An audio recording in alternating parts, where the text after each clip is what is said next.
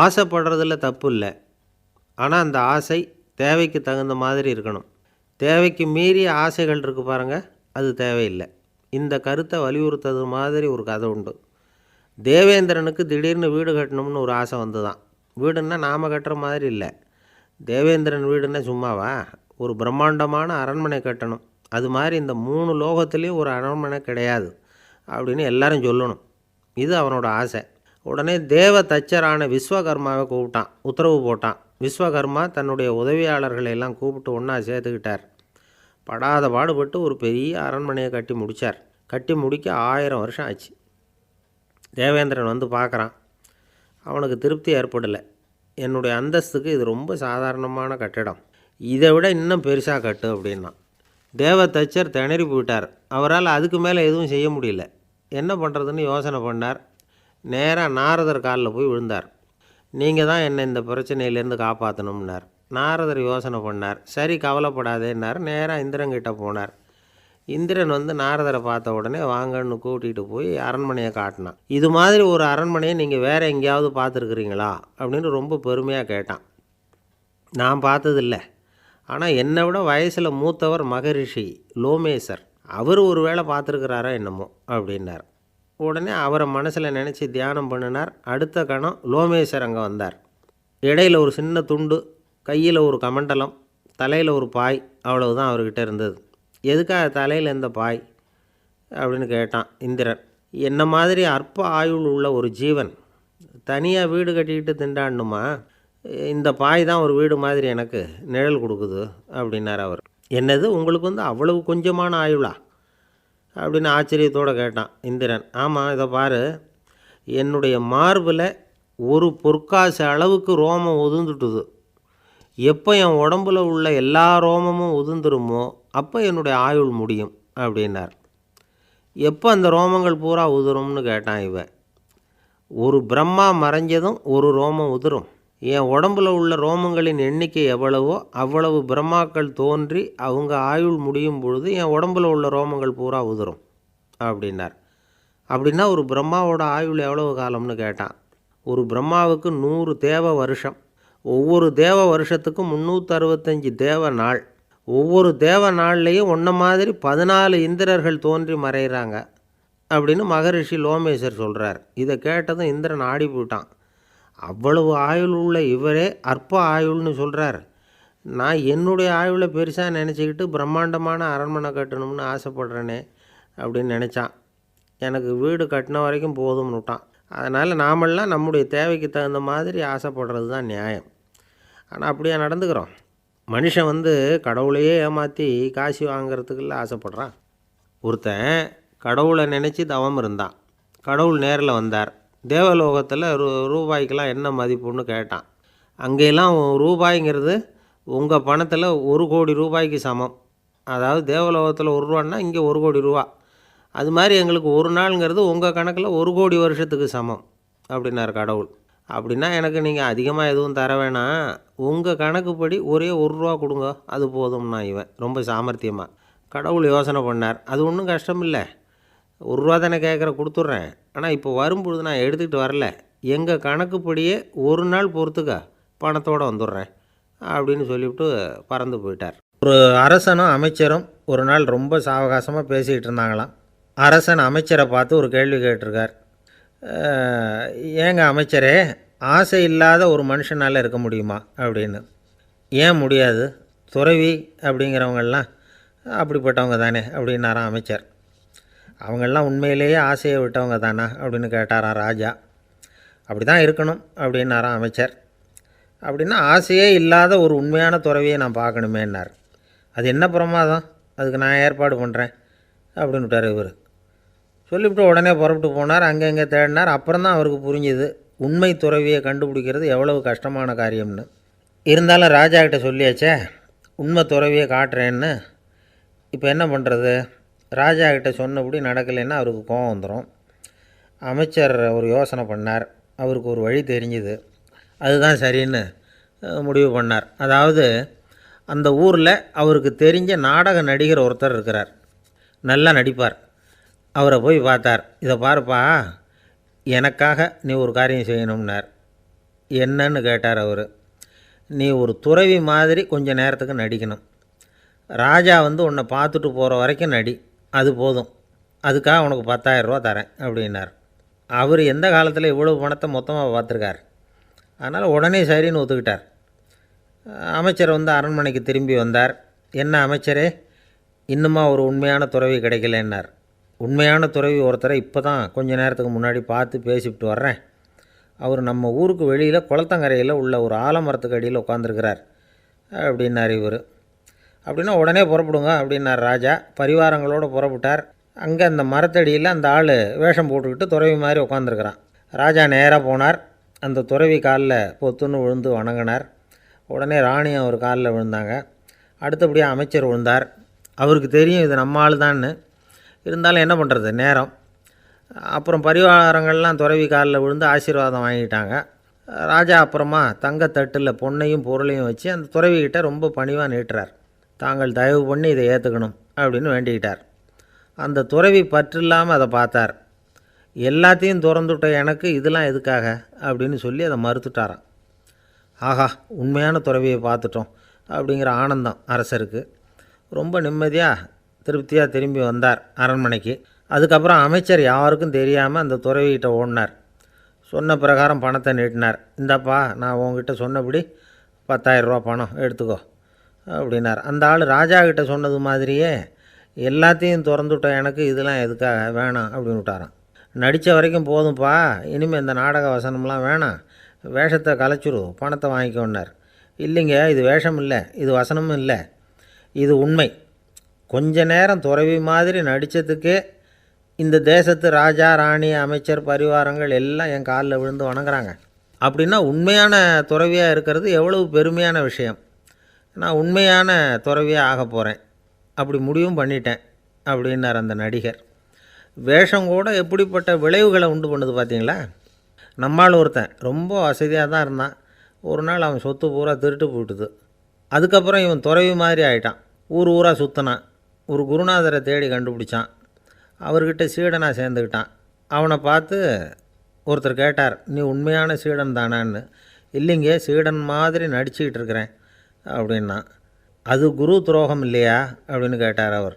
இல்லைங்க, நான் பண்ணது குரு துரோகம் இல்லை, என் குரு பண்ணது தான் துரோகம். என்னுடைய பணத்தை கொள்ளையடித்தது இவர் தான். அதை எங்கே வச்சுருக்காருன்னு கண்டுபிடிக்கிறதுக்காக தான் இவர்கிட்ட வந்து சீடனாக சேர்ந்துருக்கிறேன் அப்படின்னா. ஒருத்தர் மனசில் நிம்மதி இல்லாமல் உட்காந்துருந்தார். என்ன சார் விஷயம் அப்படின்னு விசாரித்தேன். அகலக்கால் வச்சுட்டேன், அதுதான் அவதிப்படுறேன்னார்.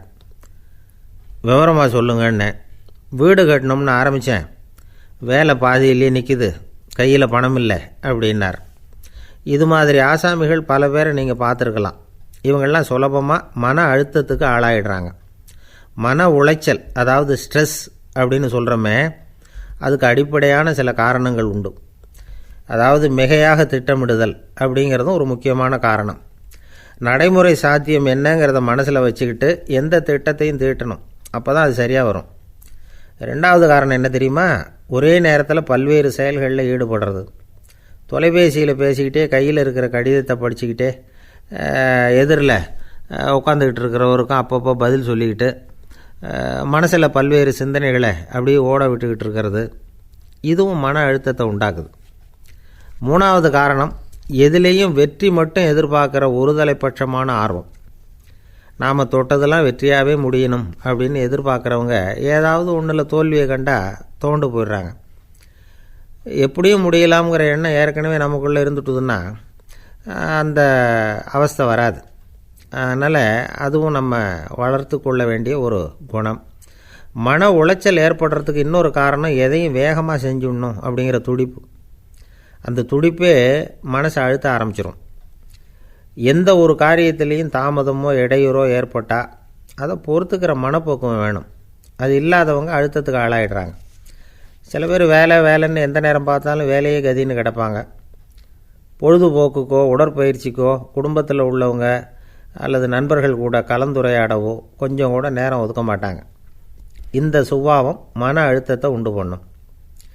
இதையெல்லாம் புரிஞ்சுக்கிட்டு அதிலிருந்து விடுபடுறது எப்படின்னு யோசிக்கணும். வல்லுநர்கள் இது தொடர்பாக சில யோசனைகளை சொல்லி வச்சுருக்கிறாங்க. அது என்னென்னா, வாழ்க்கைங்கிறது பிரச்சனைகளால் பின்னப்பட்ட ஒன்று. அது எப்போவுமே முடிவடையாத ஒரு தொடர்கதை அப்படிங்கிறத முதல்ல நாம் புரிஞ்சுக்கணும். ஒரே நேரத்தில் ஒரு காரியத்தில் மட்டுமே நாம் கவனம் செலுத்தணும்.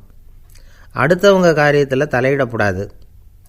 எதையும் பேச ஆரம்பிக்கிறதுக்கு முன்னாடி நம்மை நாமே கேட்டுக்க வேண்டிய கேள்வி 2. 1, நான் சொல்ல போகிறது ரொம்ப முக்கியமானதா? 2வது, நான் சொல்கிறத அவங்க கேட்குறதுக்கு ஆசைப்படுறாங்களா? நான் பேசுகிறதுக்கு அது சரியான நேரம்தானா? இதை யோசித்து பார்த்ததுக்கப்புறம் எதையும் பேச ஆரம்பிக்கணும். முடிஞ்ச அளவுக்கு வளைந்து போகிற சுபாவத்தை வளர்த்துக்கணும். நம்ம நேரம் விலை மதிப்பு இல்லாதது. அதை வீணாக்கக்கூடாது. சிரிக்க தெரியலனாலும் பரவாயில்ல, முகத்தில் கொஞ்சம் புன்முறுவலாவது காட்டணும். இதெல்லாம் ரொம்ப முக்கியம். அடுத்தவங்க ஏதாவது செஞ்சால் உடனே நன்றி சொல்ல மறக்கக்கூடாது.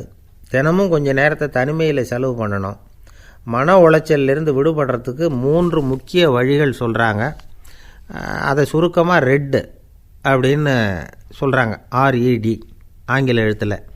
அந்த முதல் எழுத்து R, அது என்னென்னா ரிலாக்ஸேஷன், அதாவது இடை ஓய்வு. 2வது E எக்ஸர்சைஸ், உடற்பயிற்சி. 3வது டயட், திட்டமிட்ட உணவு முறை. அதனால் தியானம், மூச்சு பயிற்சி இதெல்லாம் இந்த இடை ஓய்வுக்கு வழிகள்.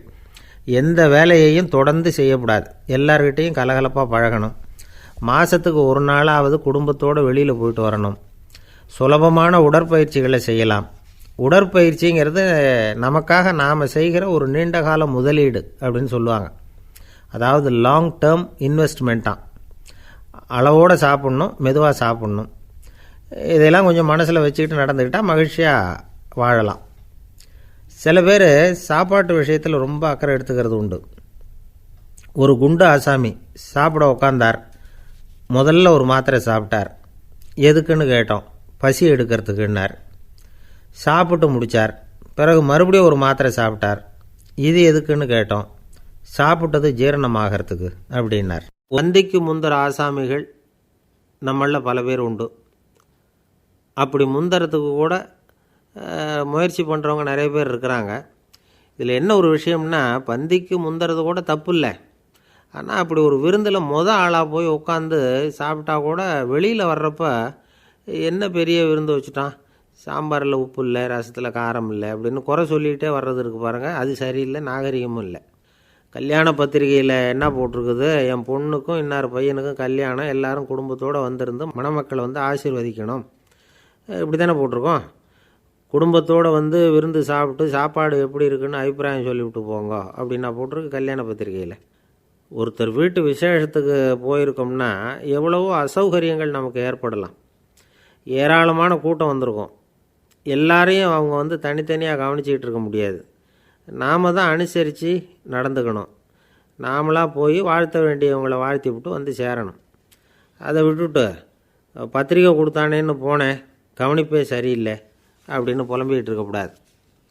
ஒரு விருந்துக்கு போனால் அங்கே எப்படி நடந்துக்கணும் அப்படிங்கிறத பற்றி கூட அனுபவசாலிகள் சில விவரங்கள்லாம் சொல்லியிருக்கிறாங்க. இந்த காலத்தில் கல்யாணம், பிறந்த நாள், அது இதுன்னு நிறைய விருந்துகள் நடக்குது. அதெல்லாம் எதுக்காக? மனித உறவுகளை வளர்த்துக்கிறதுக்காக தான், வேறு எதுக்கு? ஒரு விருந்துக்கு போனால் அமைதியாக பொறுமையாக போய் உட்காரணும். அடித்து பிடிச்சிக்கிட்டு இடத்த பிடிக்க போகிறேன் அப்படின்னு நிற்கக்கூடாது.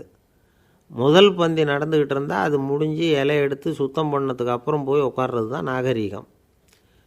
இலை எடுக்கிறதுக்கு முன்னாடியே அங்கே போய் உட்காந்தா நல்லா இருக்காது. நீங்கள் சாப்பிட்டுட்டு உட்காந்துருக்கீங்களா, சாப்பிட்றதுக்கு உட்காந்துருக்கீங்களா, பார்க்குறவங்களுக்கு சந்தேகம் வந்துடும். அதே மாதிரி இலையில் எல்லா ஐட்டமும் பரிமாறினதுக்கு அப்புறம் சாப்பிட ஆரம்பிக்கணும். ஒவ்வொரு ஐட்டமாக வைக்க வைக்க நாம் பாட்டுக்கு எடுத்து உள்ளே தள்ளிகிட்டே இருந்தோம்னா எதை வச்சோம் எதை வைக்கலன்னு பரிமாறினவரே குழம்பி போயிடுவார். ஏன்னா எப்போ பார்த்தாலும் இலை காலியாகவே இருக்கும். சாப்பிட்றப்போ உங்கள் சாப்பாட்டையே நீங்கள் கவனிக்கணும். அடுத்தவங்க இலையில் என்ன இருக்குது, பக்கத்தில் இருக்கிறவர் எதை அதிகமாக சாப்பிட்றார், இதெல்லாம் நமக்கு என்னத்துக்கு? எல்லோரும் சாப்பிட்டு முடிக்கிற வரைக்கும் பொறுமையாக இருக்கிறது தான் நல்லது. நீங்கள் மட்டும் திடீர்னு பாதியில் எழுந்திரிச்சு பக்கத்தில் இருக்கிறவங்களுக்கு சங்கடமாக இருக்குமேங்கிறதெல்லாம் யோசிக்காமல் நீங்கள் பாட்டு எழுந்திரிச்சு போகக்கூடாது. பக்கத்தில் உள்ளவங்க உங்களை எழுந்திரிக்க சொன்னால் எழுந்திரிச்சு போகலாம். விருந்துகளில் சாப்பாட்டை வீணாக்கிறதே ஒரு நாகரிகமாக போட்டுது இந்த காலத்தில். சாப்பாட்டுக்கே கஷ்டப்பட்டுக்கிட்டு பல பேர் இந்த உலகத்தில் இருக்கிறப்போ சாப்பாட்டை வீணாக்கிறது எவ்வளோ பெரிய மோசங்கிறத நினச்சி பார்க்கணும். வேணுங்கிற அளவுக்கு கேட்டு வாங்கி சாப்பிட்றது தான் முறை. விருந்தில் இந்த பஃபே அப்படின்னு சொல்லி ஒரு முறை சொல்கிறாங்கல்ல, அதாவது உணவு வகைகளையெல்லாம் பொதுவாக ஒரு இடத்துல வச்சுடுறது, நமக்கு தேவையானதை நாமே எடுத்து ஒரு தட்டில் போட்டுக்கிட்டு சாப்பிட வேண்டியது. இதில் கூட சில பேர் தேவைக்கு அதிகமாக எடுத்து போட்டுக்கிட்டு வீணாக்குறாங்க. சில சமயம் கடைசியாக சாப்பிட போகிறவங்களுக்கு எல்லா ஐட்டமும் கிடைக்காம போகலாம். அதை போய் பெருசு பண்ணிகிட்டு இருக்கக்கூடாது. என்ன சார், இந்த அளவுக்கு கூடவா நாகரிகம் தெரியாமல் இருக்கிறோம், இதை போய் பெருசாக சொல்ல வந்துட்டீங்களே அப்படின்னு நினைக்கலாம். ஒருத்தர் 2 பேருக்கு இந்த விவரம் தேவைப்படலாம். அவங்க காதலையும் இது விழட்டுமேங்கிறதுக்காக தான் இது. ஒரு பெரிய கல்யாண விருந்து நடந்துக்கிட்டு இருந்தது. விருந்து மண்டபத்து வாசலில் ஒருத்தர் நின்றுக்கிட்டு வர்றவங்களையெல்லாம் ரொம்ப மரியாதையாக வணங்கி உள்ளே அனுப்பி வச்சுக்கிட்டு இருந்தார். எப்படி தெரியுமா? வர்றவங்க கையெல்லாம் பிடிச்சி முத்தம் கொடுத்து அதுக்கப்புறம் உள்ளே அனுப்பி வச்சுக்கிட்டு இருந்தாராம். கூட்டம்லாம் முடிஞ்சதுக்கப்புறம் அவர்கிட்ட போய் கேட்டிருக்கிறாங்க, சார், நானும் எவ்வளவோ விருந்துகளுக்கு போயிருக்கிறேன், இருந்தாலும் இவ்வளவு மரியாதையாக வர்றவங்க கைக்கெல்லாம் முத்தம் கொடுத்து வரவேற்கிறத இங்கே தான் பார்க்குறேன் அப்படின்னு சொன்னாங்க. அதுக்கு அவர் சொன்னார், அட போங்க சார், நான் முத்தம் கொடுக்கல, முந்தின பந்திக்கு சாப்பிட்டவங்களே அடுத்த பந்திக்கும் வர்றாங்களான்னு மோந்து பார்த்து அனுப்பி வச்சுக்கிட்டு இருந்தேன் அப்படின்னார். ஒரு சின்ன பையன் வந்தான். அவனை பார்த்து ஒரு கேள்வி கேட்டோம், ஏன்ப்பா உங்கள் வீட்டில் அம்மா புத்திசாலியா அப்பா புத்திசாலியா அப்படின்னு. அவன் அலட்சியமாக நம்மளை பார்த்து சிரிக்கிறான். என்ன சார் இது, இந்த காலத்தில் இது கூட தெரியாமல் இருக்கிறீங்களே அப்படிங்கிறான். ஒரு சின்ன பையன் நம்மளை பார்த்து இப்படி கேட்டு விட்டானே அப்படின்னு நினைக்கிறப்போ நமக்கு ஒரு மாதிரி ஆகிடும். அதுக்கப்புறம்தான் இந்த தாத்தா பாட்டிலாம் சொல்கிற ஒரு கதை ஞாபகத்துக்கு வந்தது. அது என்ன கதை தெரியுமா? ஒரு ஊரில் ஒரு அம்மாவும் பிள்ளையும் இருந்தாங்களாம். அந்த மகனுக்கு திடீர்னு தேசாந்திரம் போய் வரணும்னு ஆசை வந்துட்டுது. ஊராக போய் சுற்றி பார்க்கணுங்கிற ஆசை. அந்த அம்மாவுக்கு இது பிடிக்கல. மகனை பிரிஞ்சு இருக்கிறதுக்கு அவங்க மனசு இடம் கொடுக்கல. வேணாப்பான்னு சொல்லி பார்த்தாங்க, அவன் கேட்கல. திடீர்னு புறப்படவும் செஞ்சுட்டான். சரி, இனிமேல் அவனை தடுக்க முடியாதுன்னு முடிவு பண்ணிக்கிட்டாங்க அந்த அம்மா. இருந்தாலும் புத்திசாலித்தனமாக ஒரு யோசனை பண்ணாங்க.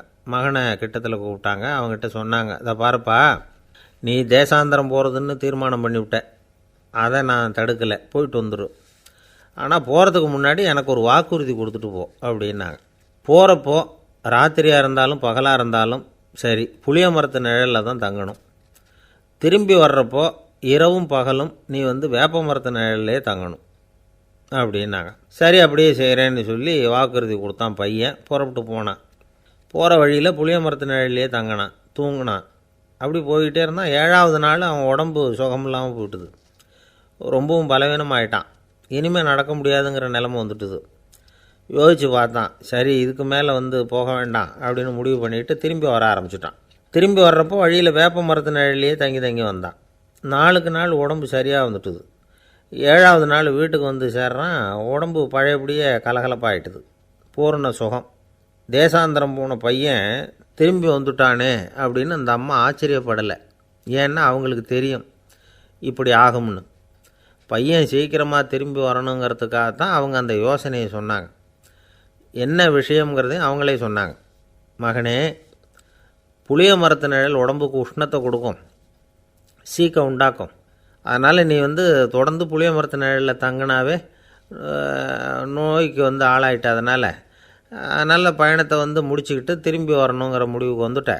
திரும்பி வர்றப்போ நீ தங்கினது வேப்ப மரத்து நிழல். அது உடம்புக்கு குளிர்ச்சியை தரக்கூடியது, நோயை தீர்க்கக்கூடியது. அதனால் சுகமாக வீட்டுக்கு சேர்ந்துட்ட. உன்னோட தேசாந்திர பயணத்தை தடுக்கிறதுக்காக தான் இப்படி பண்ணினேன் அப்படின்னாங்களாம் அந்த அம்மா. பார்த்தீங்களா அம்மாவோட புத்திசாலித்தனத்தை? அப்பாவாக இருந்தால் இப்படியா பண்ணுவார்? ஒரு அப்பா பையன்கிட்ட 10 ரூபா கொடுத்து இதை எடுத்துக்கிட்டு அடுத்த ஊருக்கு போய் அங்கே இருக்கிற மாமா கிட்ட இதை கொடுத்துட்டு வாடா, வழியில் எங்கேயாவது மரத்தடியில் படுத்து தூங்கிவிடாதே அப்படின்னு எச்சரிக்கை பண்ணி அனுப்புனாராம். பையனுக்கு எச்சரிக்கையாக வாழறது எப்படிங்கிறத கற்றுக் கொடுக்கறதுக்காக இப்படி பண்ணார். அவன் பணத்தை வாங்கிக்கிட்டு போனான். அப்பா சொன்னதை மறந்துட்டு ஒரு மரத்தடியில் படுத்து தூங்கிட்டான்.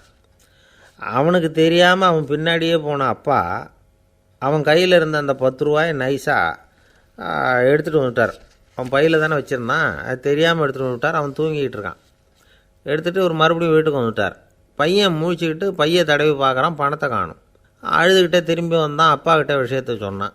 அப்பா சிரிச்சுக்கிட்டே சொன்னார், அதுக்கு தான்ப்பா ஆரம்பத்திலேயே எச்சரிக்கை பண்ணினேன், இனிமேலாவது நீ ஜாக்கிரதையாக இருக்கணும் அப்படிங்கிறதுக்காக தான் இப்படி பண்ணினேன். அந்த பணம் எங்கேயும் போயிடலை, நான் தான் அதை உனக்கு தெரியாமல் எடுத்து வச்சிருக்கிறேன். இதோ பாரு அப்படின்னு சொல்லிட்டு சைடு பாக்கெட்டில் கையை விட்டா அது ஓட்டையாக இருக்குது. அதை எவனோ ஏற்கனவே கத்திரிச்சு எடுத்துகிட்டு போட்டான். இப்போ அப்பா முகத்தில் அசடு வழிஞ்சுதான். இந்த உலகத்தில் எல்லாருக்கும் மகிழ்ச்சி தரக்கூடிய ஒரு பொருள் எது? இது ஒரு முக்கியமான கேள்வி. இந்த கேள்விக்கு பொருத்தமான ஒரு பதிலை உங்களால் சொல்ல முடியுமா? அதாவது கொஞ்சம் யோசித்து பார்த்தா பணம்னு சொல்லலாமா?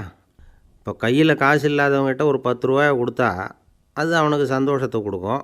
ஏற்கனவே வருமான வரி பிரச்சனையில் சிக்கி இருக்கிறவர்கிட்ட இன்னும் கொஞ்சம் பணம் இந்தாங்கன்னு சொல்லி கொடுத்தோம்னா அது அவருக்கு சங்கடத்தை தான் கொடுக்கும்.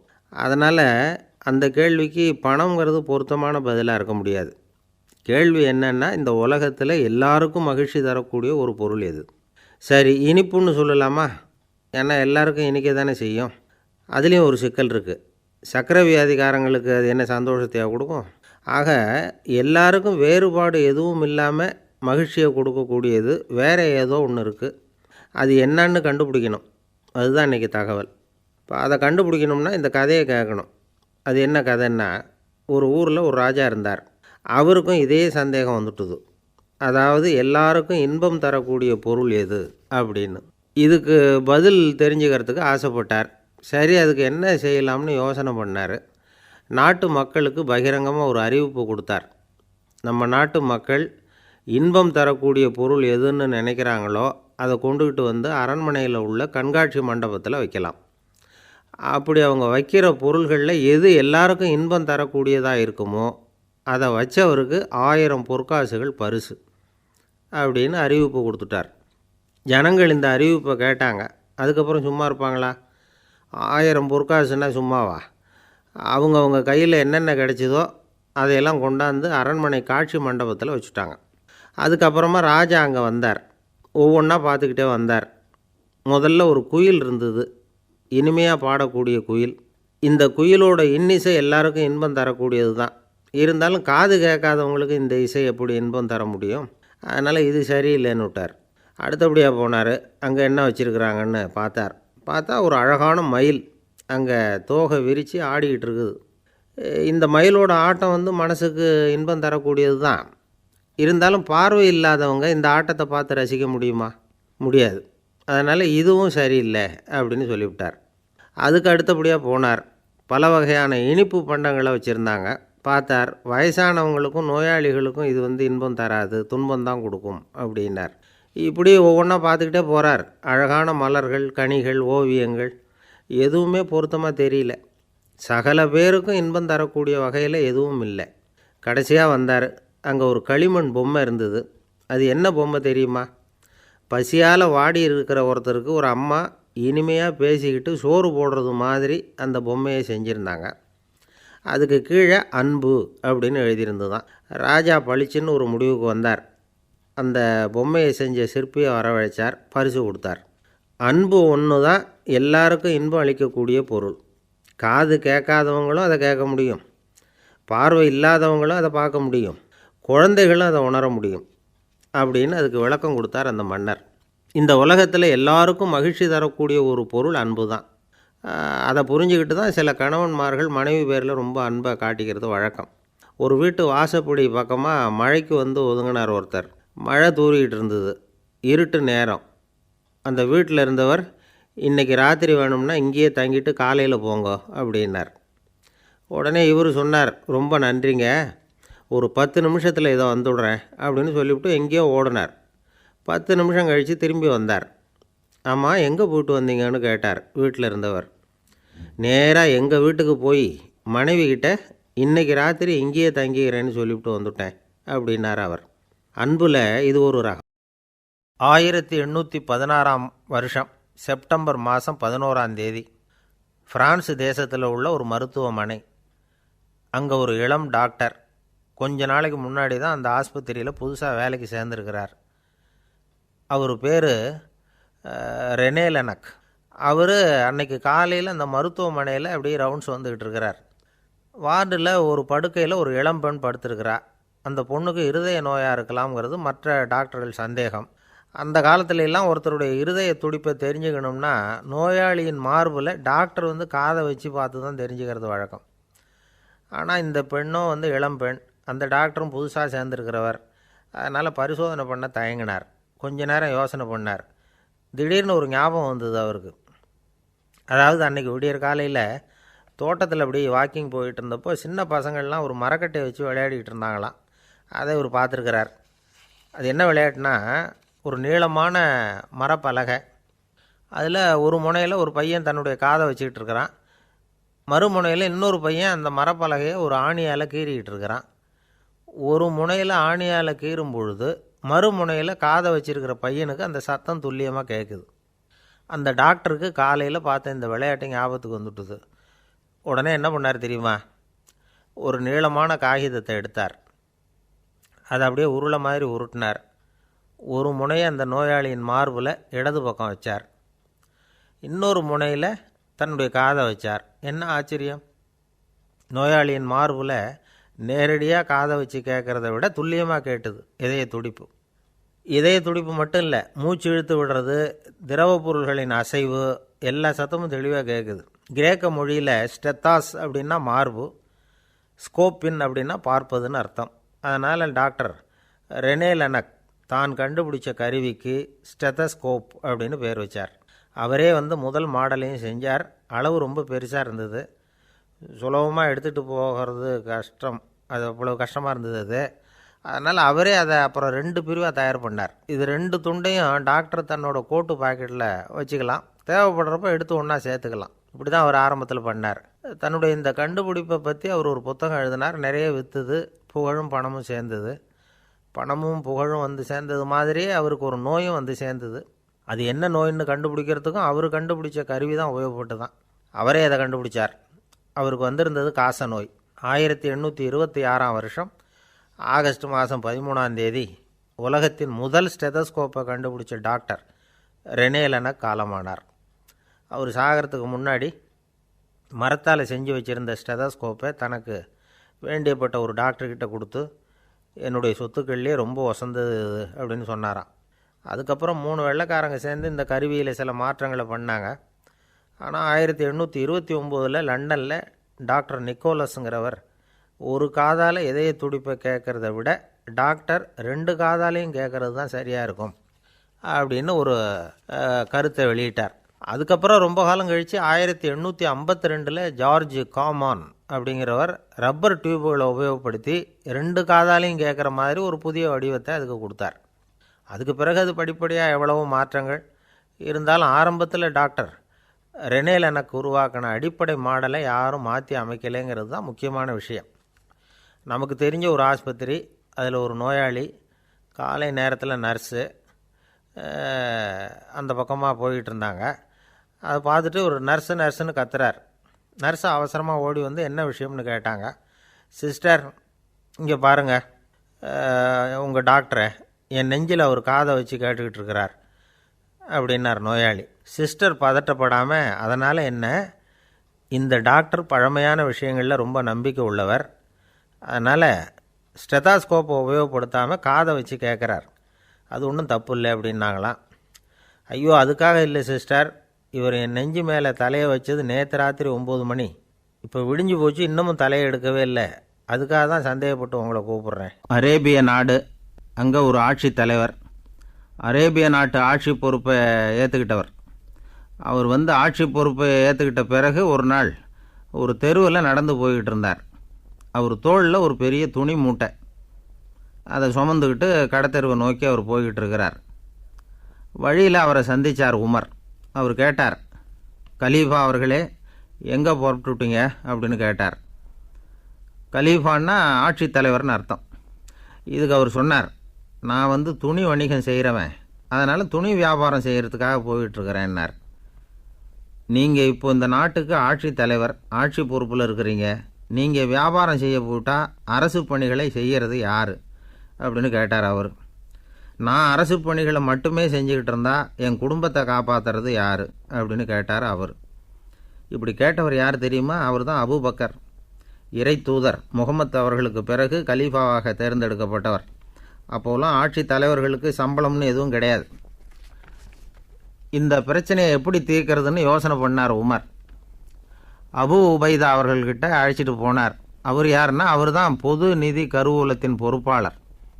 அவர்கிட்ட பிரச்சனையை சொன்னார். இது மாதிரி ஆட்சி தலைவருக்கு பொது நிதியிலிருந்து ஊதியம் அளிக்க முடியுமான்னு கேட்டார். பொது நிதி விதிகளின்படி அதுக்கு சாத்தியம் இல்லைன்னு சொல்லிவிட்டார் அவர். சரி, வேறு ஏதாவது வழி இருக்குதான்னு கேட்டார் உமர். அபு உபைதா கொஞ்சம் யோசனை பண்ணி பார்த்தார். அப்புறமா சொன்னார், மக்காவிலிருந்து மதீனாவுக்கு குடிபெயர்ந்து வந்த அகதிகளுக்கு நிதி உதவி அளிக்கிறதுக்கு விதிகளில் இடம் இருக்குது. அப்படி பார்த்தா அபூபக்கரும் அகதி தானே, அதனால் எல்லா அகதிகளுக்கும் கொடுக்கறது மாதிரியே அவருக்கும் ஒரு தொகை அளிக்கலாம்னார்.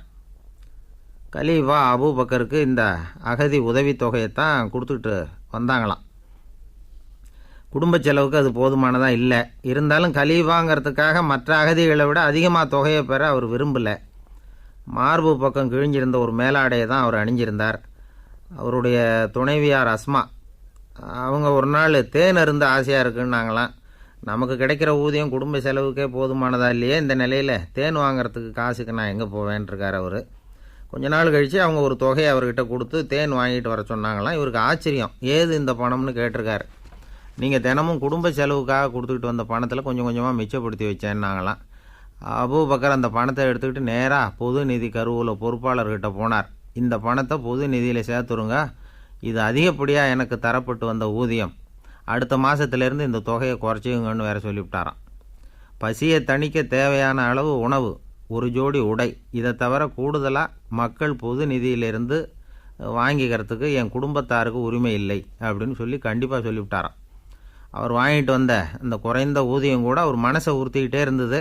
கடைசி நேரம் அவர் தம்முடைய மகள் ஆயிஷா அவர்களை அழைச்சார். மகளே, இதுவரைக்கும் பொது நிதியிலிருந்து நான் வாங்கிட்டு வந்த தொகை என்னுடைய இதயத்தில் பாரமாக அழுத்திக்கிட்டு இருக்கு. என் தோட்டத்தை விற்று அதில் வர்ற பணத்திலேருந்து நான் இதுவரைக்கும் வாங்கிட்டு வந்த ஊதிய தொகையை கணக்கு போட்டு பொது நிதியில் சேர்த்துடு அப்படின்னாராம். பதவி ஏற்கிறதுக்கு முன்னாடி தன்கிட்ட இருந்ததை விட இப்போ கூடுதலாக என்ன சொத்து இருக்குன்னு பார்த்துருக்கார். ஒரு ஒட்டகம், ஒரு கோப்பை, ஒரு பணியாள், இதையும் அடுத்தபடியாக கலீஃபாவா வர்றவர்கிட்ட ஒப்படைச்சிருங்க அப்படின்னு விட்டாராம். அதே மாதிரி அடுத்து வந்த உமர்கிட்ட ஒப்படைச்சாங்க. அப்போ உமர் சொன்னாராம், அபூபக்கரே, இந்த முன்மாதிரியால் உங்களுக்கு பிறகு இந்த ஆட்சி பொறுப்பை ஏற்கிறவர்களை பெரும் நெருக்கடிக்கு ஆளாகி விட்டீங்க அப்படின்னு சொல்லி ரொம்ப கண் கலங்கினாராம். கடைசியாக அபூபக்கர் தன்னுடைய குடும்பத்தாருக்கு விட்டு சென்ற சொத்து ஒரு படுக்கை விரிப்பு, ஒரு போர்வை, அவ்வளவுதான். இது சிந்திக்க வேண்டிய ஒரு செய்தி. ஒரு ஊரில் ஒரு மன்னர் இருந்தாராம். அமைச்சர் அவர்கிட்ட சொன்னாராம், மன்னா, நம்ம ராஜ்யத்தில் இனிமே லஞ்ச ஊழலே இருக்காதுன்னாராம். ஆஹா, அப்படின்னா ஊழல் பேர் வழிகளையெல்லாம் நாடு கடத்தியாச்சா அப்படின்னு கேட்டிருக்காரு மன்னர். இதுக்கு அவர், அப்படி இல்லைங்க, இனிமேல் கொடுக்கறதுக்கு ஜனங்கள்கிட்ட பணமே இல்லை. ஒரு ஆஃபீஸில் வேலை பார்க்குற ஒருத்தர் ஏதோ தப்பு பண்ணிவிட்டார். உடனே மேலதிகாரி அவரை கூப்பிட்டு அனுப்புனார். நீ செஞ்சது தப்புன்னார் கோபமாக. இது ஒரு ரகம். சில அதிகாரிகள் இப்படி நீங்கள் செஞ்சது தப்புன்னு சொல்கிறதில்ல, நீங்கள் செஞ்சது சரி அப்படின்னு சொல்கிறதில்ல. எப்படி சொல்லுவாங்கன்னா, நீங்கள் செஞ்சது சரியில்லைன்னு நான் நினைக்கிறேன் அப்படின்னு சொல்லுவாங்களாம். அதாவது சில பேர் நீங்கள் செஞ்சது தப்புங்கிறாங்க, அதையே மாற்றி சொல்கிறாரு இவர், நீங்கள் செஞ்சது சரியில்லைன்னு நினைக்கிறேன். இது ரெண்டும் அர்த்தம் ஒன்று தான், இருந்தாலும் வார்த்தைகள் வித்தியாசம். நிர்வாக திறமை இல்லாத ஒரு அதிகாரி யூ ஆர் ராங் அப்படின்னு சொல்லுவாராம். நிர்வாக திறமை உள்ள அதிகாரியாக இருந்தால் அதையே கொஞ்சம் மாற்றி I think you are not correct அப்படிம்பாராம். இதுதான் வித்தியாசம். இருந்தாலும் வார்த்தைகளை உபயோகப்படுத்துகிற விதத்தை வச்சு தான் வேலை நல்லா நடக்கிறதும் நடக்காததும் இருக்குது. விவரம் தெரிஞ்சவங்க என்ன சொல்கிறாங்க தெரியுமா? Be a leader not a boss அப்படிங்கிறாங்க. ஒரு லீடராக இரு, பாஸாக இருக்காதே அப்படிங்கிறாங்க. சரி, அப்படின்னா லீடருக்கும் பாஸுக்கும் வித்தியாசம் உண்டா அப்படின்னு கேட்டால் இருக்குன்னு சொல்கிறாங்க. லீடருங்கிறவர் வேறு, பாஸுங்கிறவர் வேறு. ஒரு லீடர் எப்படி நடந்துக்குவார், ஒரு பாஸ் எப்படி நடந்துக்குவார், இதை முதல்ல நாம் தெரிஞ்சுக்கணும். அவங்க எப்படி நடந்துக்குவாங்க அப்படிங்கிறதுக்கு சில விவரங்கள் இருக்குது. அதை கேட்டோம்னா நாம் புரிஞ்சுக்கலாம் அதை. அதாவது பாஸுங்கிறவர் விரட்டிக்கிட்டே இருப்பார், லீடருங்கிறவர் ஊக்கப்படுத்திக்கிட்டே இருப்பார். நாளைக்கு சாயந்தரத்துக்குள்ளே அந்த வேலையை செஞ்சு முடிக்கலைன்னா தொலைச்சி விடுவோம், தொலைச்சி அப்படிம்பார் அவர். இவர் எப்படி சொல்லுவார்னா, இது வரைக்கும் நீங்கள் செஞ்சுருக்கிற வேலை ரொம்ப அற்புதம் அப்படிம்பார். பாஸுங்கிறவர் அதிகாரத்தை நம்பி செயல்படுறவர், லீடருங்கிறவர் நல்லெண்ணத்தை நம்பி செயல்படுறவர். நம்மக்கிட்ட அதிகாரம் இருக்குது, பவர் இருக்குது, அதனால் காரியத்தை சாதிச்சுடலாம் அப்படின்னு நினைக்கிறவர் அவர். மற்றவங்கக்கிட்ட ஒரு நல்ல அபிப்பிராயத்தை சம்பாதிச்சுக்கிட்டு அது மூலமாக காரியங்களை சாதிக்கிறவர் இவர். பாஸுங்கிறவர் பயத்தை உண்டு பண்ணுவார், லீடருங்கிறவர் அன்பை பரவ செய்வார். அதை செய்யலைன்னா ஆடிட்டில் தகராறாயிடும், இது செய்யலைன்னா இன்க்ரிமெண்ட்டு கட் ஆகிடும், இப்படி ஏதாவது சொல்லி பயமுறுத்திக்கிட்டே இருப்பார் அவர். இவர் அப்படி இல்லை.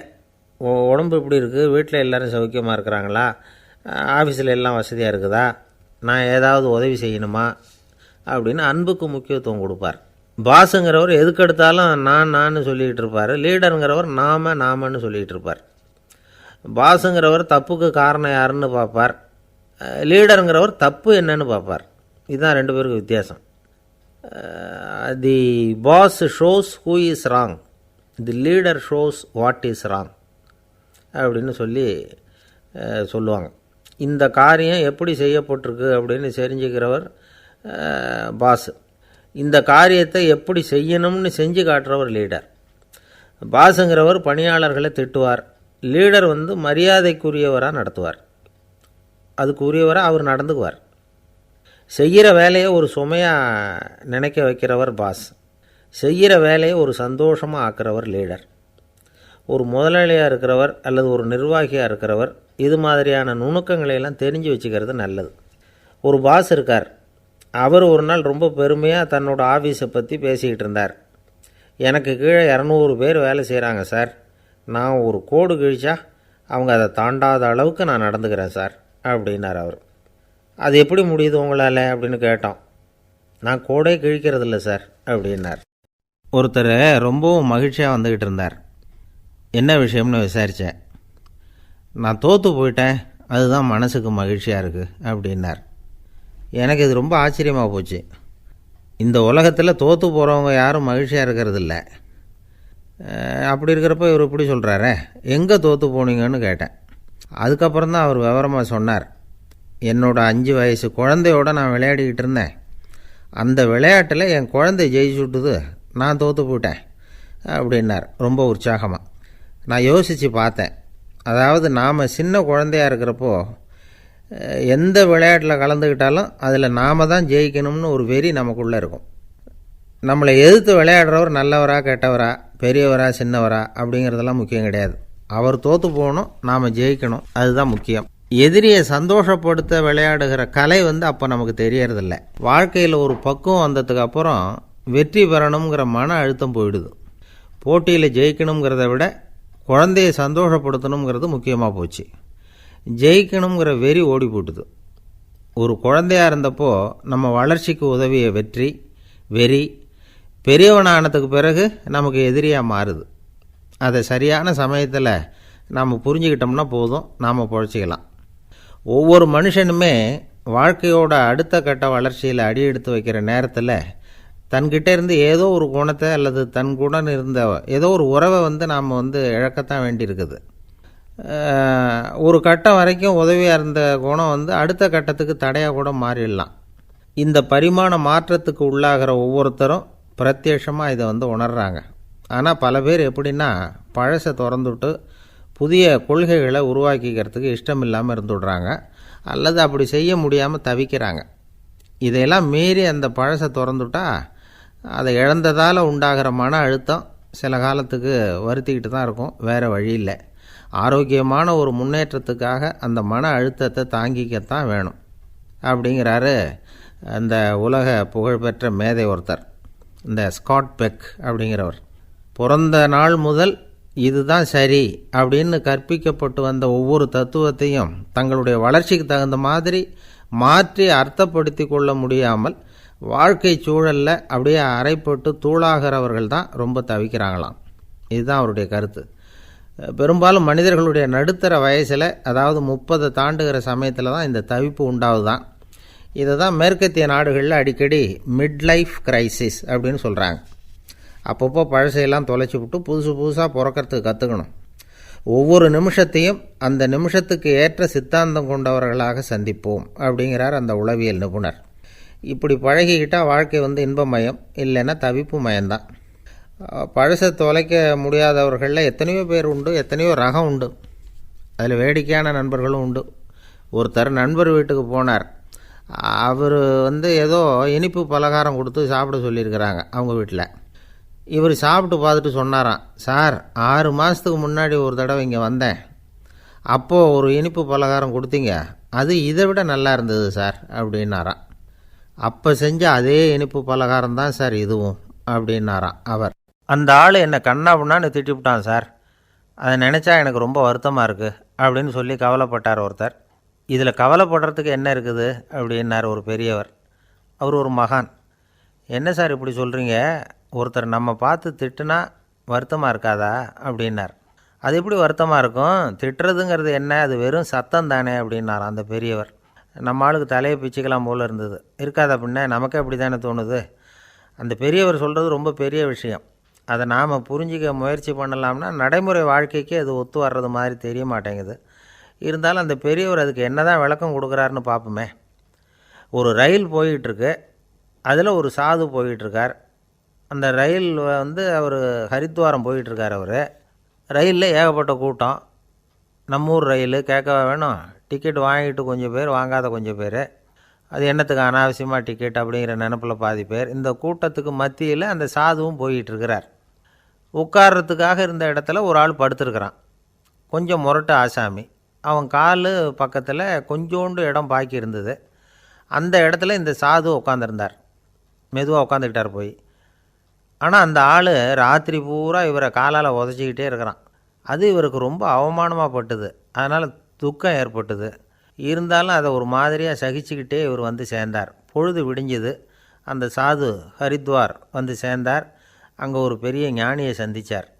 ராத்திரி ரயிலில் அந்த ஆள் உதைச்சதையும் அதனால் தனக்கு ஏற்பட்ட துக்கத்தையும் இந்த சாது அந்த ஞானிகிட்ட சொன்னார். சொல்லிவிட்டு, ஏன் சுவாமி, எனக்கு துக்கம் ஏற்பட்டதே அது தப்பா அப்படின்னு கேட்டார். தவறு தான்னார் அந்த ஞானி. உனக்கு இன்னமும் தேக அபிமானம் போகலைங்கிறது தான் அது காட்டுது. அஷ்டாவக்கிரர் என்ன சொல்கிறார் தெரியுமா, உண்மையான ஞானி யாராவது தன்னை வந்தனை செய்தால் அதற்காக சந்தோஷப்பட மாட்டார், யாராவது நிந்தனை செய்தால் அதற்காக வருத்தப்பட மாட்டார் அப்படின்னு சொல்கிறார். நிந்தனைங்கிறது ஒரு ஒலி தான். தேகாபிமானம் இருக்கிற வரைக்கும் இந்த ஒலி நம்மளை வேதனைப்படுத்தும்.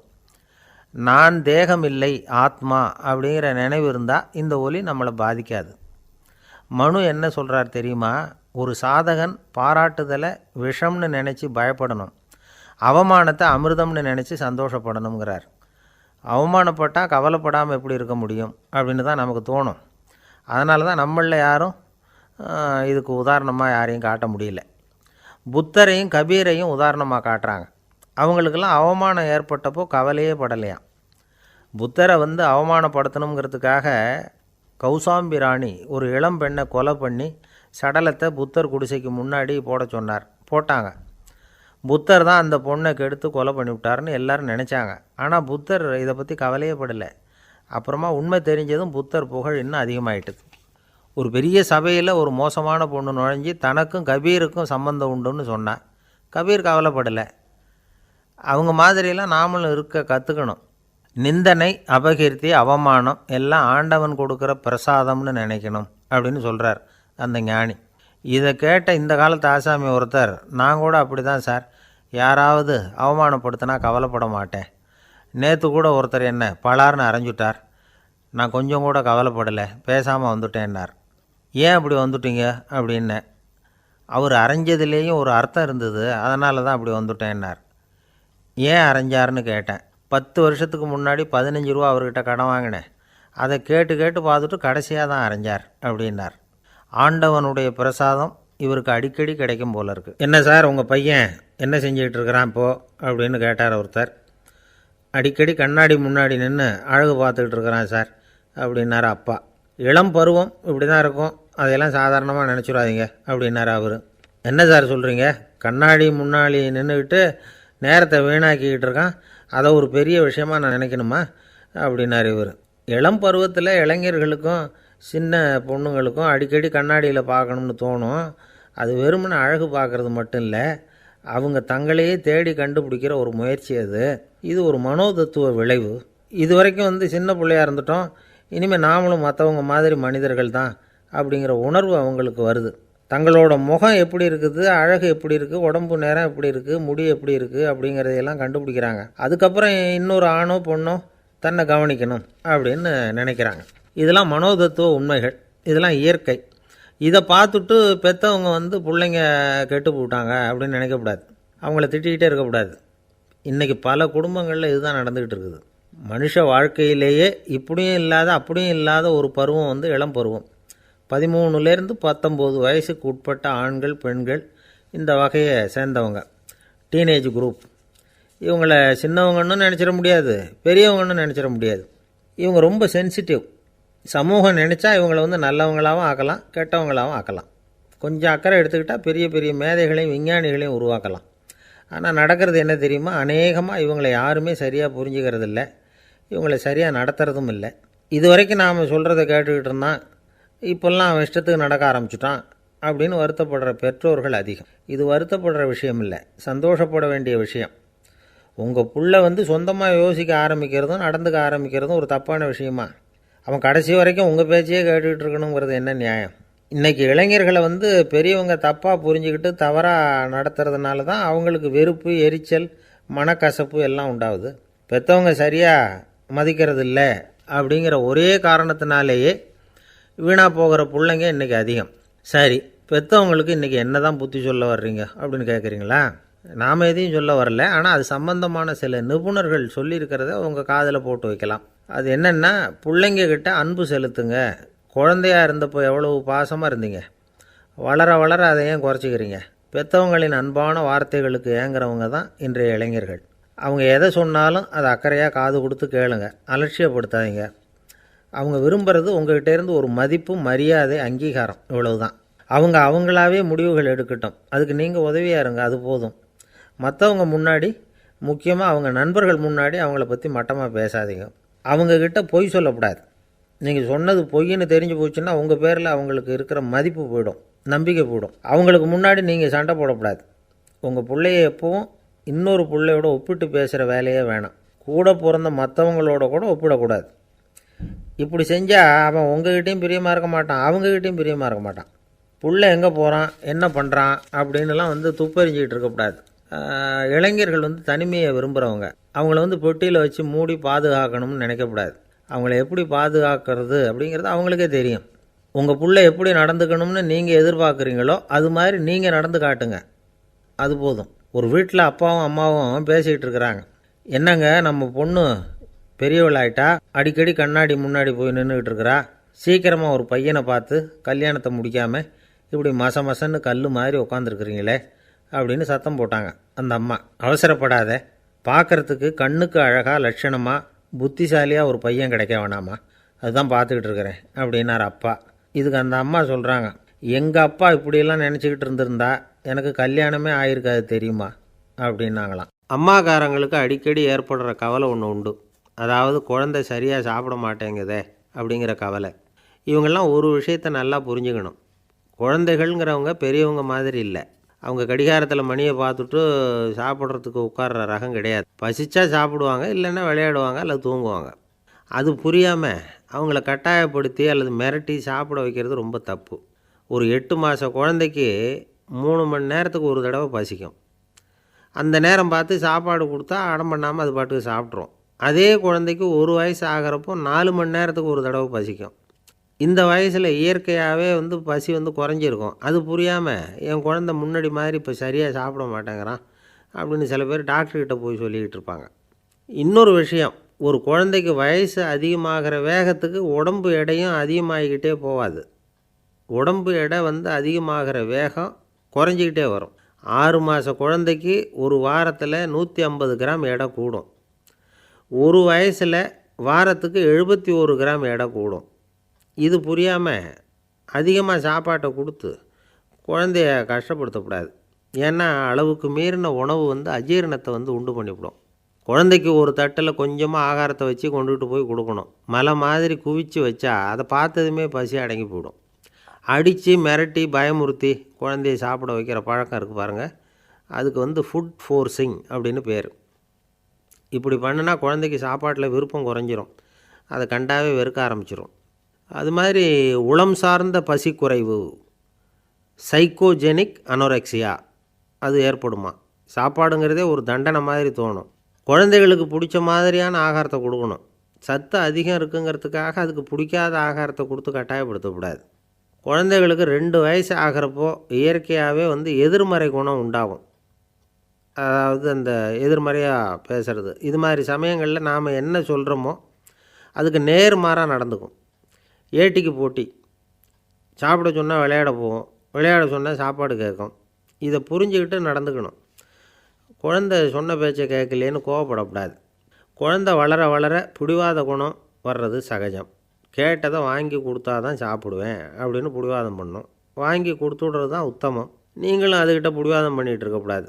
ஏன்னா கேட்டது கிடைக்கலையேங்கிற ஏமாற்றம் கூட குழந்தையோட பசியை குறைச்சிரும். கேட்டது கிடைச்சிட்டா பசி அதிகமாகும். கொடுத்ததை மளமளன்னு சாப்பிட்றோம். குழந்தைகளுக்கு கண்ட நேரத்தில் சாப்பிட்றதுக்கு எதையாவது வாங்கி கொடுத்துக்கிட்டு இருந்தால் சாப்பாட்டு நேரத்தில் சாப்பிடாமல் அடம் பண்ண ஆரம்பிச்சிடும். பள்ளிக்கூடம் போகிற பிள்ளைங்க காலை உணவை சரியாக சாப்பிட மாட்டாங்க. அச்சம், அவசரம், பரபரப்பு இதெல்லாம் தான் காரணம். பள்ளிக்கு புறப்படுறதுக்கு ஒரு 3/4 மணி நேரத்துக்கு முன்னாடியே சாப்பாடு போட்டுருங்க, அது சரியாக போடும். படிக்கிற குழந்தைகள் உடல் சோர்வு, மனச்சோர்வு இது காரணமாக கூட சாப்பிட மறுக்கிறது உண்டு. இப்போ உதாரணமாக சாயந்தரம் விளையாடி விட்டு வீட்டுக்கு வந்ததும் சாப்பிட சொன்னால் வேணாம்பாங்க. இது உடல் சோர்வு. ரொம்ப நேரம் வீட்டு பாடங்களை செஞ்சு முடித்த கையோடு சாப்பிட சொன்னாலும் அவங்களால சரியாக சாப்பிட முடியாது. இது உளச்சோர்வு, அதாவது மனச்சோர்வு. இதை தவிர குழந்தைகளுக்கு உடல்நலக்குறைவு ஏற்பட்டால் கூட சாப்பிட மறுக்கிறது உண்டு. சில மருந்து மாத்திரைகள் கூட பசியை குறைச்சிரும். அதனால் சரியாக தெரிஞ்சுக்கிட்டு குழந்தைகளை சாப்பிட வைக்கணும். அது புரியாமல் கையில் சாப்பாட்டு தட்டை வச்சுக்கிட்டு குழந்தைகளை விரட்டிக்கிட்டு அலையக்கூடாது. ஒரு சின்ன பையன் சொன்னான், எங்கள் அம்மா சாப்பாடு போடுறது தெரிஞ்சால் நான் உடனே வீட்டை விட்டு வெளியில் ஓடி போடுவேன் அப்படின்னா. ஏன் அப்படி பண்ணுறேன்னு கேட்டோம். எங்கள் அப்பா கூட அது மாதிரி தான் சார் பண்ணுவார் அப்படிங்கிறான். ஒரு பல்கலைக்கழகம், அங்கே ஒரு இலக்கிய பேராசிரியர், அவர் பாடம் நடத்திக்கிட்டு இருந்தார். ராபர்ட் ப்ரௌனிங் எழுதிய கவிதைகளை பற்றி சொல்லிகிட்டு இருக்கிறார். மாணவர்களும் ரொம்ப அக்கறையாக அதை கேட்டுக்கிட்டு இருக்கிறாங்க. ஒரு குறிப்பிட்ட கவிதையை பற்றி சொல்லும் பொழுது அந்த பேராசிரியருக்கே ஒரு சந்தேகம். அதாவது அந்த கவிதையின் சரியான அர்த்தம் என்னங்கிறதுல சந்தேகம். பேராசிரியர் யோசனை பண்ணார். அந்த கவிதையை முழுசாக புரிஞ்சிக்க முடியல. அதனால் மாணவர்களை பார்த்து சொன்னார், மாணவர்களே, ஒரு நாள் பொறுத்துக்குங்க. இந்த கவிதையை எழுதின கவிஞர் எங்கள் வீட்டுக்கு பக்கத்தில் தான் இருக்கிறார். இன்றைக்கி சாயந்தரம் நான் அவரை நேரிலேயே போய் பார்க்குறேன். பார்த்து இதுக்கு என்னங்க அர்த்தம்னு கேட்டுட்டு வந்துடுறேன். அதுக்கப்புறம் உங்ககிட்ட சொல்கிறேன் அப்படின்னாராம். அன்றைக்கி சாயந்தரமே அந்த பேராசிரியர் கவிஞரை தேடிக்கிட்டு போயிட்டார். கவிஞர் அவங்க வீட்டில் அவர் பாட்டு உட்காந்துருந்தாராம். இவர் போய் அவர் முன்னாடி உட்காந்தார். அப்புறம் கேட்டார், ஐயா, அந்த கவிதையின் முழு பொருள் என்னன்னு தெரிஞ்சுட்டு போகிறதுக்காக வந்திருக்கிறேன் அப்படின்னாராம். எந்த கவிதை அப்படின்னாராம் அவர். இவர் அந்த கவிதையை சொல்லியிருக்கார். கவிஞர் கொஞ்சம் யோசனை பண்ணிவிட்டு அப்புறம் சொன்னாராம், பேராசிரியரே, நீங்கள் கொஞ்சம் தாமதமாக வந்துட்டீங்கன்னாராம். இவருக்கு ஒன்றும் புரியல. நீங்கள் என்ன சொல்கிறீங்க? நான் தாமதமாக வந்துட்டேன்னா? நீங்கள் தான் உயிரோடு இருக்கிறீங்களே, அப்படி இருக்கும்பொழுது நான் தாமதமாக வந்துவிட்டேன்னா அது எப்படி அப்படின்னு இவர் குழம்பியிருக்கிறார். இப்போ கவிஞர் சொன்னாராம், ஐயா, நான் உயிரோடு இருக்கிறேன்னா இல்லையாங்கிறது முக்கியம் இல்லை. நான் அந்த கவிதை வரிகளை எழுதினப்போ 2 பேருக்கு அதோட அர்த்தம் தெரிஞ்சிருந்தது. இப்போ ஒரே ஒருத்தருக்கு தான் அதோட அர்த்தம் தெரியும் அப்படின்னாராம். பேராசிரியர் யோசனை பண்ணியிருக்கார். அப்படின்னா அந்த ஒருத்தர் கவிஞர் ராபர்ட் ப்ரௌனிங்கை தவிர வேறு யாராக இருக்க முடியும்? இவர் தான் அப்படிங்கிறத அவர் மனசில் நினச்சிக்கிட்டார். அதனால் சொன்னார், ஐயா, நான் தாமதமாக வரல, அந்த கவிதையின் பொருள் என்ன அது சொல்லுங்கன்னார். பேராசிரியரே, நான் சொல்கிறது உங்களுக்கு புரியலன்னு நினைக்கிறேன். நான் இந்த வரிகள் எழுதினப்போ 2 பேருக்கு அதோட அர்த்தம் தெரிஞ்சிருந்தது. அந்த 2 பேர் யாருன்னா, ஒருத்தர் ராபர்ட் ப்ரௌனிங், அதாவது நான், இன்னொருத்தர் கடவுள். இப்போ அது கடவுளுக்கு மட்டும்தான் தெரியும். நானே இதை பற்றி பல தடவை யோசனை பண்ணி பார்த்தேன். இது ரொம்ப அழகானது, ஆனாலும் ரொம்ப வழுக்கலானது. அதை பிடிச்சிட்டோம்னு நினச்சிக்கிட்டு இருக்கும் பொழுதே காற்று மாதிரி அது உங்ககிட்ட இருந்து ஓடி போயிடுது. எனக்கு ரொம்பவும் வருத்தமாக தான் இருக்குது. நிச்சயமாக நான் தான் இந்த வரிகளை எழுதியிருக்கிறேன். அதில் அர்த்தம் இருக்குங்கிறது எனக்கு தெரியும். அதை நான் உணர்கிறேன். ஆனால் நீங்கள் என்னை மன்னிக்கணும். எனக்கே கூட அதை என்னால் விளக்க முடியல. அப்படி இருக்கும் பொழுது உங்களுக்கு எப்படி அதை நான் விளக்க முடியும் அப்படின்னாராம் அந்த கவிஞர். அனுபவிக்கப்படக்கூடிய எல்லாமே விளக்கப்படக்கூடிய ஒன்றல்ல, விளக்கப்படும் எல்லாமே அனுபவிக்கப்படக்கூடிய ஒன்றல்ல அப்படிங்கிறது ஞானிகளுடைய கருத்து. அதுக்காக தான் அந்த சம்பவம். வாழ்க்கையில் நீங்கள் தொடர்ந்து ஆய்வு செய்து கொண்டே இருக்கக்கூடிய விளக்கங்களை ஒருபோதும் அடைய முடியாத பரிமாணங்கள் இருக்கிறதுனால தான் அது அலுப்பு தட்டாமல் இருக்குது. உங்களால் நிறைய அனுபவிக்க முடியும், இருந்தாலும் நீங்கள் அனுபவித்து அறிந்த விஷயங்கள் கூட வார்த்தைகளால் விளக்கப்பட முடிவதில்லை அப்படிங்கிறது பெரியோர் சிந்தனை. இதெல்லாம் ஒரு பக்கம் இருக்கட்டும். நமக்கு தெரிஞ்ச பேராசிரியர் ஒருத்தர் 1 மணி நேரம் ரொம்ப விவரமாக வகுப்பு எடுத்தார். கடைசியாக சொன்னார், மாணவர்களே, ரொம்பவும் எளிமையாக விளக்கமாக எல்லா விவரமும் சொல்லியிருக்கிறேன். அதனால் இதில் உங்களுக்கு சந்தேகம் வர்றதுக்கு வாய்ப்பே இல்லை. இருந்தாலும் கேட்க வேண்டிய கடமை கேட்குறேன். இது வரைக்கும் நடத்தினதில் யாருக்காவது ஏதாவது சந்தேகம் உண்டா அப்படின்னு கேட்டாராம்.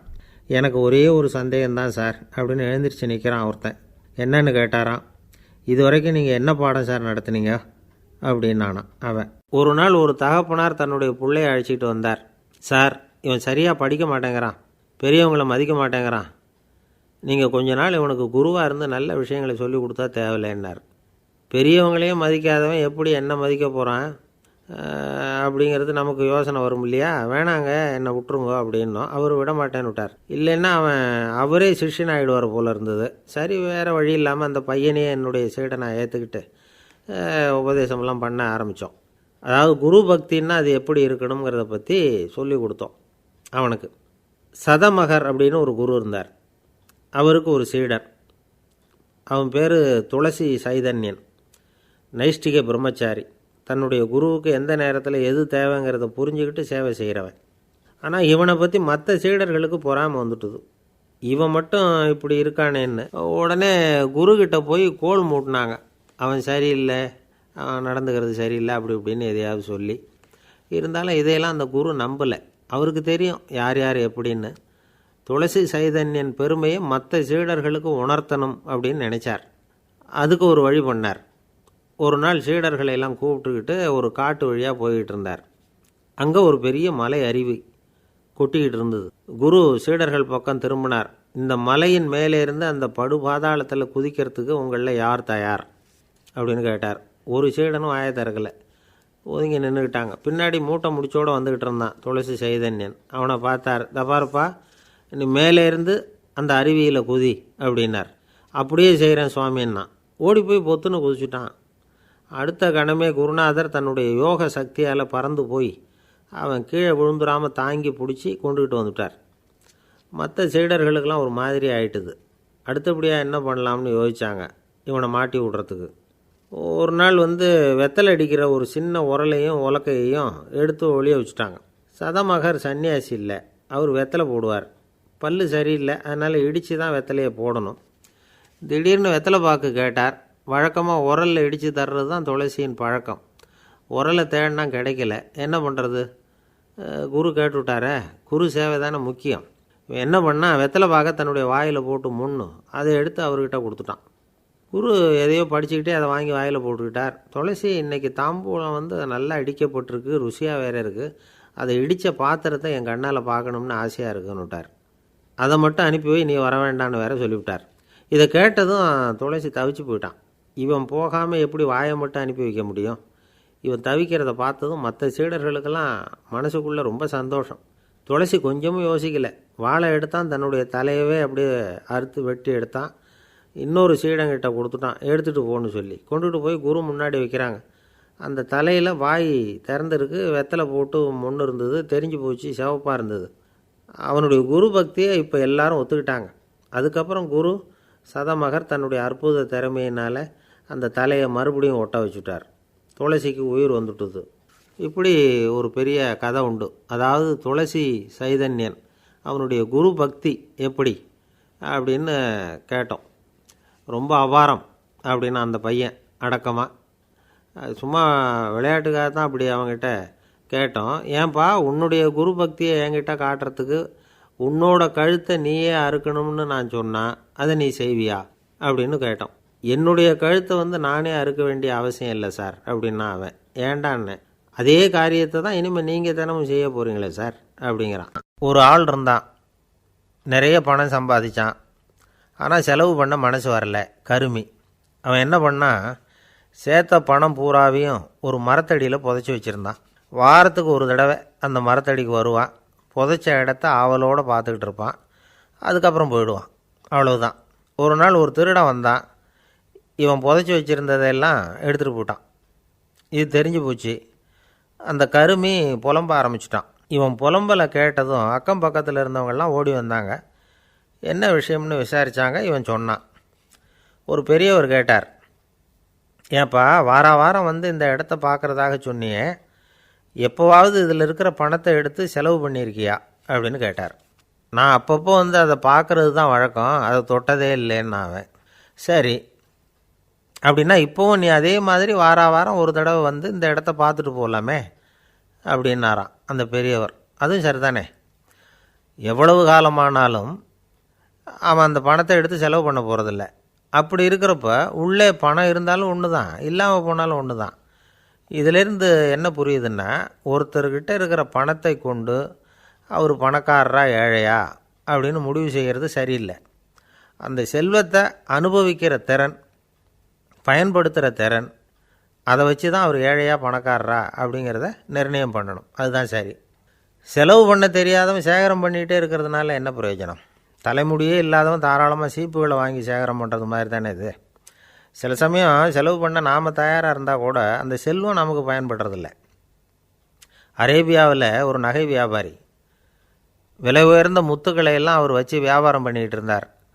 அவர் ஒரு சமயம் ஒரு பாலைவனம் வழியாக போயிட்டு இருக்கிறார் ஒட்டகத்தில். அப்போது திடீர்னு கடுமையான புயல் வீச ஆரம்பிச்சுட்டுது. திசை தவறி இவர் எங்கேயோ வந்துட்டார். கூட வந்தவங்களையும் காணலை, எங்கே போனாங்களோ தெரியல.